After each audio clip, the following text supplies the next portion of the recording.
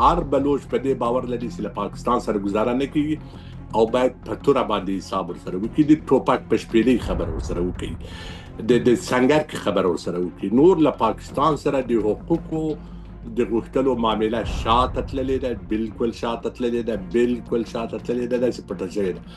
نور د پر بلوچستان پر سواحلو، د بلوچستان پر وسایلو باندې د بلوچو د مالکیت د حق لپاره جنگ یو جهاد دی، یو مقدس جهاد دی، یو پاک جهاد دی، د الله په نيز باندې،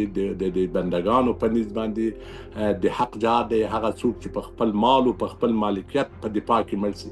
هغه شهید دی، او دا یو قرآني خبره ده، دا یو حدیث ده، د حدیث هم تاییدوي، قرآن هم تاییدوي، د دین ټول اساسات دا خبره ده چې څوک د خپل مال، د خپل جایداد، د خپل ناموس د حفاظت لپاره ووژل سي هغه شهید دی.